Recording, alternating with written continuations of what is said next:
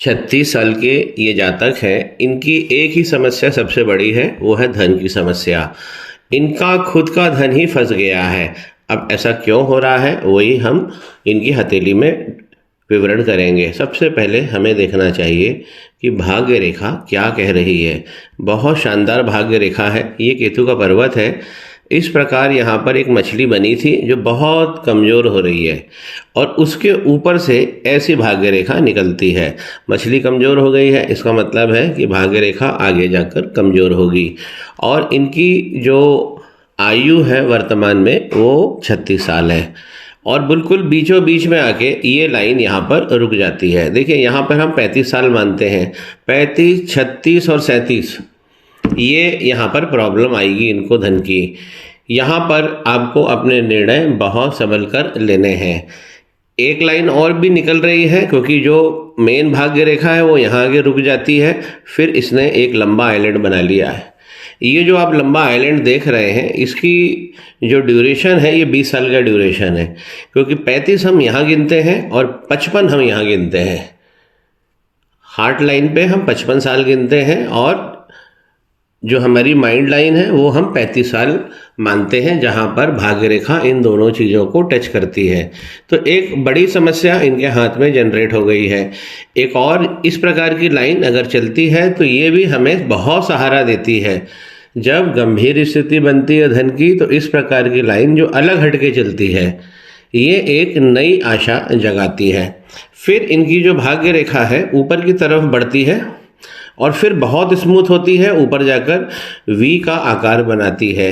ये विजय साइन बोला गया है शनि पर्वत पर। यदि वी बन जाए तो ये जय और विजय दोनों दिलाता है और बहुत अच्छी धन की व्यवस्था भी हमको अपने जीवन में मिलती है। इसी शनि पर्वत पर आप देख रहे हैं यहाँ पर इस प्रकार की वक्री लाइन, जब भी हमारा फाइनेंस फंसेगा तो ये लाइन रहेगी ही रहेगी। इसी को कहते हैं वक्री लाइन। ये धन का बहुत सारा संकट एक साथ दे देती है। अब ये वक्री लाइन इनके हाथ में क्यों चल रही है इसे भी हम देखते हैं। देखिए ये है इनके मंगल का पर्वत। मंगल का पर्वत और यहाँ पर जो शुक्र है, शुक्र इनका बहुत अच्छा बना हुआ है। मंगल और शुक्र पर्वत के बीच में यहाँ पर कंफर्ट लाइन होती है। इसमें आइलैंड बन गया है। लाइन इनकी बहुत अच्छी बनी हुई है, एकदम स्मूथ आगे तक बढ़ रही है। अगर लाइन में आइलैंड होगा तो उससे घबराना नहीं है, ये टेम्परेरी काम होता है, उपाय से ये दूर होता है और लाइन और सुगम और सरल हो जाती है। तो यहाँ पर कंफर्ट लाइन बहुत ज़्यादा वीक है। इनकी जो मंगल रेखा है इस प्रकार बनी है और ऊपर तक गई है। मंगल रेखा जब भी हमारे जीवन रेखा, ये जीवन की रेखा है, इससे टच हो जाएगी तो ये अंगारक दोष मंगल राहु भगवान का बना देगी। ये रेखा के टच होते ही बहुत सारी लाइनें मंगल पर्वत से निकलेंगी और जब हमारी जीवन रेखा को काट कर ये आगे बढ़ती है तो इसे ही हम राहु की लाइन कहते हैं। इस तरह देखिए डबल और ये लाइन सबसे ज़्यादा लाइन जो है ये वाली लाइन ने डैमेज किया है, क्योंकि ये लाइन जब मध्य हथेली में आ रही है तो आप देखिए ये इनका मनी का ट्रायंगल है और इस मनी के ट्रायंगल में ही ये जाकर घुस जा रही है। मनी के ट्रायंगल में राहु लाइन जब भी घुसेगी तो मनी का ट्रायंगल को वीक करेंगी। थोड़ा हम स्टडी करते देखिए यहाँ से खुल गया है और यहाँ आइलैंड भी बन गया है। यही तो हमारी भाग्य रेखा है। प्रोफेशनल लाइन की बात करें, प्रोफेशनल लाइन अभी भी इनकी बहुत अच्छी है। ये रेखा अगर बनी होती है तो ये बुध की रेखा होती है, इसे हम प्रोफेशनल लाइन कहते हैं। ऐसा व्यक्ति धन बहुत अच्छा कमाता है।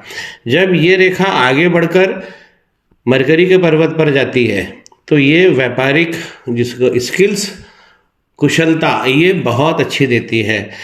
यहाँ पर बुध का पर्वत भी इनका बहुत अच्छा है तो वाणी अच्छी रहने वाली है। 27 और 28 में इनकी शादी भी हो जाएगी। ये बहुत अच्छा मैरिज लाइन बनी हुई है।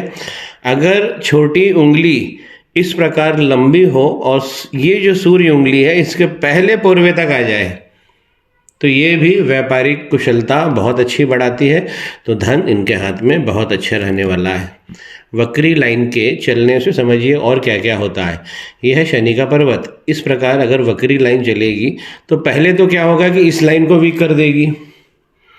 शनि पर्वत पे एक खड़ी लाइन होना ही चाहिए, तभी हमें एक अच्छा धन मिलता है। एक से ज़्यादा हो जाए तो और भी अच्छा है। अब अगर ये वक्री लाइन यहाँ पे चलेगी तो ये सूर्य का पर्वत यहाँ पर एक अच्छी लाइन लेकर बैठे हुए, और यहाँ पर यदि हम देखें तो एक लंबी मछली भी यहाँ पे बनी हुई है। तो बड़ा विस्तार, बड़ा धन, स्टारडम इनको मिलने वाला है। ये इनके सूर्य पर्वत इंडिकेट कर रहे हैं। पैतृक संपत्ति भी इनके हाथ में आ ही जाएगी। जब लाइन इस प्रकार वक्री होती है तो हमारे प्लैनेट्स को ये डिसलोकेट करती है। थोड़ा सा गौर से समझिए, ये सूर्य का पर्वत है, अपने केंद्रित भाव से यहाँ शिफ्ट हो गया है।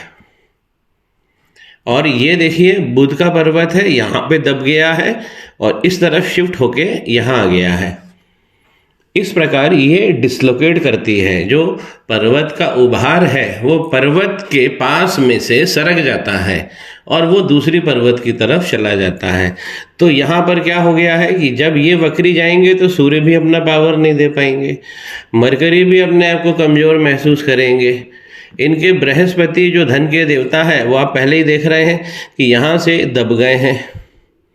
तो इतने एरिया में अगर दब जाएंगे, और ये बृहस्पति का पर्वत भी अपने केंद्रित भाव जो यहाँ होना चाहिए उससे यहाँ पे शिफ्ट हो गया है, क्योंकि उभार ज़्यादा यहीं पे दिख रहा है हमको। बृहस्पति हमें धन के सबसे बड़े कारक हैं और हमें बहुत बड़ा धन ये देते हैं। धन, स्त्री या संतान, इन सब के सबसे बड़े कारक बृहस्पति होते हैं। बृहस्पति इनके बहुत ज़्यादा डिस्टर्ब हैं। इस प्रकार देखिए ये फैलेंज यहाँ पर खुल गया है। तो फैलेंज नहीं खुलना चाहिए। बृहस्पति की उंगली पर जो फैलेंज बना होता है वो सिंगल लाइन में होना चाहिए, लेकिन इनकी सिंगल लाइन यहाँ पर बिगड़ गई है। तो बृहस्पति पे इनको काम करना चाहिए, वक्री शनि को हटाना चाहिए और यहाँ पर अंगारक दोष का भी इन्हें निवारण करना चाहिए, ताकि ये जो राहु की रेखाएं हैं जो ये निकल रही हैं, जिसने हमारी भाग्य रेखा को डैमेज किया है, वो फ्री हो जाए और हमारा भाग्य वापस काम करने लगे। अगर हम इनके शुक्र पर्वत को देखें कि शुक्र का पर्वत क्या बोलता है, क्योंकि यही तो हमें धन देगा। शुक्र का पर्वत बहुत अच्छा है, बड़ा बना हुआ है, उभार अच्छा लिए हुए, और इस प्रकार की अगर खड़ी लाइन दृष्टिगत होती है तो ये हमें प्रॉफिटेबल इवेंट्स देती है। बहुत अच्छे अच्छे काम हमें जीवन में मिलेंगे और उससे हम धन भी कमाएंगे। शुक्र पर्वत पर यह देखा जाता है कि खड़ी लाइन ज़्यादा है, ये वाली लाइन ज़्यादा है, कि ये वाली लाइन जो हॉरिजॉन्टल लाइन है ये ज़्यादा है। तो डेफिनेटली हॉरिजॉन्टल लाइन ज़्यादा है तो इसमें टेंशन मिलेगी। ये हॉरिजॉन्टल लाइन इस प्रकार आगे बढ़कर जीवन रेखा में टच नहीं होना चाहिए, क्योंकि जीवन रेखा में टच होती है तो इसे हम शुक्र वीक कहेंगे। शुक्र के पर्वत पर जहाँ हम संतान, क्योंकि शुक्र हमें शुक्राणु से भी जोड़ते हैं, यहाँ पे इस प्रकार देखिए इनकी संतान का जो आइलैंड ये होना चाहिए ये पूरा रेगुलर नहीं आ रहा है, यहाँ पे कमज़ोर आ रहा है। इस प्रकार ये होना चाहिए, लेकिन यहाँ से ये खुल गया है। एक आइलैंड और बन रहा है लेकिन वो भी पूरी तरह नहीं है। तो संतान का प्रभाव यहाँ पर कमज़ोर हो रहा है। तो संतान का प्रभाव कमज़ोर होने से मतलब होता है कि संतान सुख में डेफिनेटली यहाँ पर कमी मिलेगी। इनकी कंफर्ट लाइन अभी भी बहुत अच्छी है, बस एक जगह प्रॉब्लम है। जीवन रेखा जिस प्रकार चले और जहाँ पे ज़्यादा टर्न ले, ज़्यादा कर्व ले, वो जीवन इनका बहुत अच्छा होता है। तो 36 और 37 के बाद इनका जीवन अच्छा होगा। लेकिन इनको ये जो राहु की लाइनें हैं खतरनाक लाइनें हैं, और इनके जीवन में प्रारंभ में भी संघर्ष बहुत सारा दिया है इन राहु की लाइनों ने। तो इसमें कमी करना चाहिए, इसके उपाय करना चाहिए। अगर हम ग्रोथ की बात करें, क्योंकि उन्होंने दूसरा सवाल है ग्रोथ का भी, ग्रोथ कैसी रहेगी। ग्रोथ लाइन आप देख रहे हैं, इसे कहते हैं ग्रोथ की लाइन। बहुत बहुत कमज़ोर आ रही है, और यहाँ पर राहु रेखाओं से ये कट गई है। अगर ये सीधी रेखा बनी है और बृहस्पति के पर्वत पर जा रही है तो ग्रोथ आपकी कोई नहीं रोक सकता। लेकिन जब राहु की रेखा इसे काटेंगी तो इसीलिए ये बहुत बहुत बहुत छोटी दिख रही है। तो इसमें हमें करना ये चाहिए कि हमें अंगारक दोष का निवारण कराना चाहिए। अंगारक दोष के कारण ये ग्रोथ लाइन भी इनकी रुक गई है। अगर हम इनकी हार्ट लाइन की बात करें, क्योंकि हार्ट लाइन जब गड़बड़ होती है तो भी पैसा हमारा फंस जाता है। इनकी हार्ट लाइन पे इस प्रकार देखिए, यहाँ पर इस छोटे छोटे जो आइलैंड बने हैं, अगर इस प्रकार के आइलैंड बने हैं तो भी हमें ये डिसीजन लेना चाहिए कि किसी को अपना धन नहीं देना चाहिए। हमें उतना ही धन किसी को उधार देना चाहिए जितना हम देकर भूल सकते हैं, क्योंकि अगर इस पे आइलैंड पड़ जाते हैं, हार्ट लाइन का सीधा संबंध केतु के पर्वत से होता है। और यहाँ पर आप देख ही रहे हैं कि केतु पर्वत पर जो मछली बनी थी बहुत ज़्यादा वीक हो गई है। शनि जब भी वक्री होते हैं तो चंद्रमा आपको कितने भी अच्छे दिख रहे हो, लेकिन चंद्रमा यहाँ पे प्रॉब्लम में आ जाते हैं। दूरस्थ स्थानों से लाभ की रेखा भी बनी हुई है तो इनको दूरस्थ स्थानों से लाभ भी मिलेगा, लेकिन वक्री शनि चंद्रमा को गड़बड़ कर देते हैं। अगर हम इनके मणिबंध को देखें तो देखिए, पहला मणिबंध बहुत सुंदर है तो इनकी पर्सनालिटी बहुत शानदार रहने वाली है। दूसरा मणिबंध हमें अपने करियर के बारे में सीधा बताता है। ये जो लाइन आप देख रहे हैं करियर का और मनी की होती है लाइन ये। अब यहाँ पर थोड़े से आइलैंड्स बन रहे हैं यहाँ पर, इसीलिए ये समस्या आ रही है। यही हमारा करियर है और यही हमारा धन है। तीसरा मणिबंध इनका अति सुंदर बना हुआ है तो फैमिली लाइफ बहुत अच्छी रहने वाली है और फैमिली लाइफ बहुत सुरम्य रहेगी। चौथा मणिबंध जब हम बना होता है तो ये हमें जीवन के बाद, जिसे हम मोक्ष की कल्पना कहा गया है, मोक्ष दिलाने की कुवत रखता है। और जब केतु अच्छे बने होते हैं तो चौथा मणिबंध हमारा जबरदस्त बना होता है। शुक्र के पर्वत पर यहाँ पे मैं कहना भूल गया था, इस प्रकार यदि तिल बनेगा तो इसी कारण यहाँ पर संतान के प्रभाव में कमी देखने को मिलेगी। तो इनको अपना मनी का जो ट्रायंगल है, दूसरा मणिबंध जब अच्छा बना हुआ है, मनी का ट्रायंगल बहुत पावरफुल होता है। जब ये वाली लाइन अच्छी होती है दूसरी, तो मनी का ट्रायंगल बहुत शक्तिशाली बना होता है। इनके पास में एक बहुत अच्छा वरदान मिला है कि जो इनकी माइंड लाइन है, ये वाली लाइन, ये गुरु के पर्वत से निकली है। ऐसे लोग बहुत बुद्धिशाली होते हैं और बुद्धिमत्ता से जीवन को आगे बढ़ाते हैं और जीवन में हर चीज़ को ऐसे लोग पा जाते हैं।